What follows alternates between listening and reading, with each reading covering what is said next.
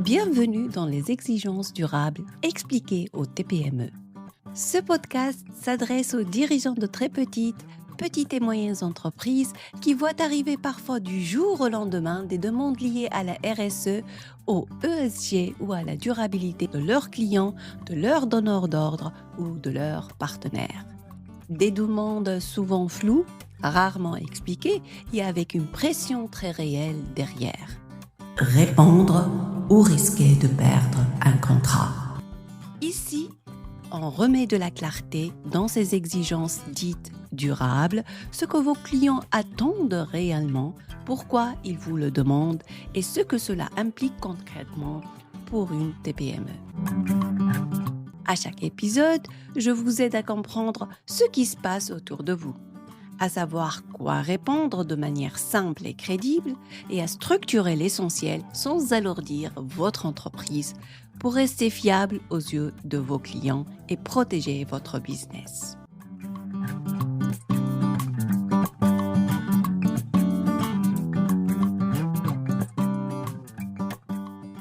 Dès qu'on parle de RSE et de ressources humaines, beaucoup de dirigeants de TPME pensent immédiatement. Ça, c'est pour les grandes entreprises. Je n'ai pas de service RH. Je n'ai pas le budget. Et c'est une réaction parfaitement compréhensible.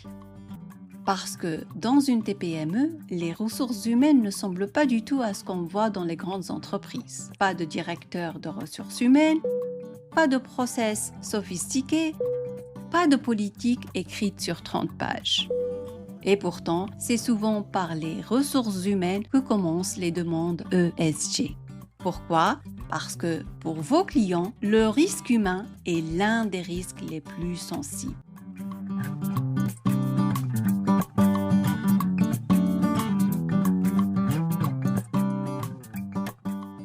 Quand un client vous pose des questions RH dans un questionnaire ESG, il ne vous demande pas une politique RH élaborée, un plan de carrière sur 5 ans, ni un baromètre d'engagement. En réalité, il cherche à répondre à des questions beaucoup plus simples. Est-ce que cette entreprise est stable ?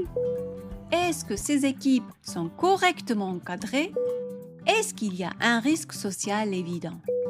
Parce qu'un problème RH chez vous, comme un accident, un conflit mal géré, un turnover excessif, une situation non conforme, ne reste jamais chez vous. Il remonte dans la chaîne de valeur, dans la réputation, dans le risque juridique et opérationnel de votre client. Autrement dit, vos pratiques RH deviennent son problème.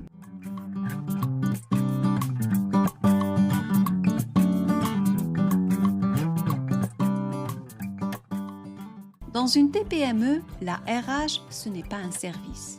La RH, c'est le dirigeant, parfois un manager de proximité, parfois personne de formellement désignée. Et pourtant, il y a toujours des pratiques RH. Elles existent partout. Elles sont simplement orales, implicites, basées sur l'habitude et le bon sens. Par exemple, vous savez comment vous accueillez un nouveau salarié. Vous savez comment vous expliquez les règles du jeu. Vous savez ce que vous tolérez et ce que vous ne tolérez pas. Le problème n'est pas l'absence de pratique. Le problème, c'est l'absence de lisibilité. On entend souvent que pour fidéliser, il faut des avantages coûteux, des programmes complexes et des promesses inspirantes. Sur le terrain, ce n'est pas ce qui fait rester les gens dans une TPME. La fidélisation repose très souvent sur 3 choses simples: la clarté, la cohérence, la stabilité. Un salarié reste quand il sait ce qu'on attend de lui, comment les décisions sont prises, comment les problèmes sont traités. Et c'est exactement ce que vos clients cherchent à vérifier. Le VSME ne vous demande pas d'inventer une politique RH. Il vous demande de décrire clairement comment vous fonctionnez déjà. Concrètement, il vous amène à poser par écrit des choses très simples comme comment accueillez-vous un nouveau salarié du premier jour aux premières semaines, qui lui explique les règles de travail, comment les consignes sont-elles transmises au quotidien, comment gérez-vous les horaires, les absences, les difficultés. Dans la majorité des TPME, tout cela existe déjà. Mais tout est dans la tête du dirigeant. Mettre ces éléments par écrit prend souvent une page, parfois quelques paragraphes, rédigés avec vos mots, pas avec du jargon RH. Côté santé et sécurité, beaucoup de dirigeants imaginent immédiatement des procédures lourdes, des audits, des indicateurs complexes.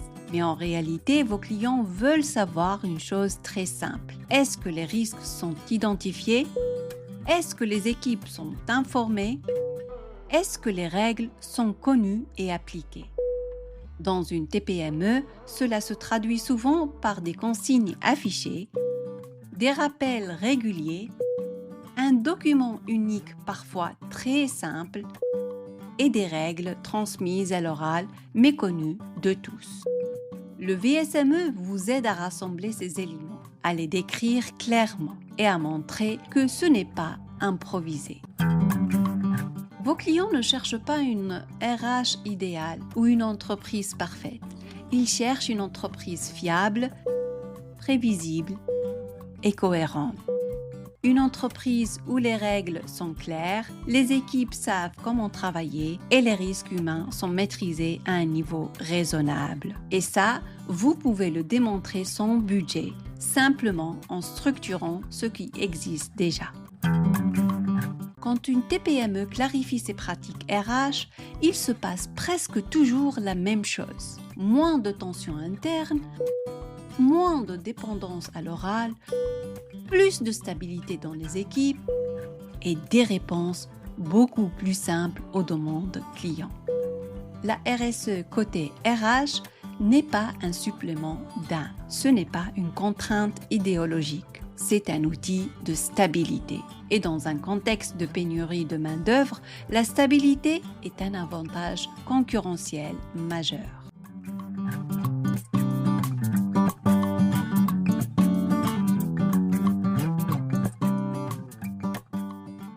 Dans les prochains épisodes, on continuera à avancer pas à pas. On parlera d'environnement, de leviers concrets, toujours avec la même logique, vous aider à comprendre sans vous noyer et sans transformer votre entreprise en usine administrative.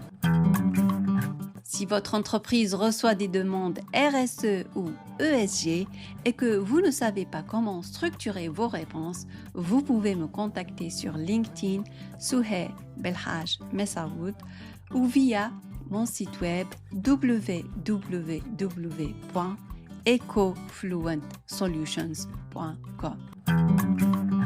Votre situation est loin d'être unique et il existe toujours une manière simple et réaliste d'avancer. Je suis Souheh, merci d'avoir écouté les exigences durables expliquées au TPME et à très bientôt pour la suite. Au revoir.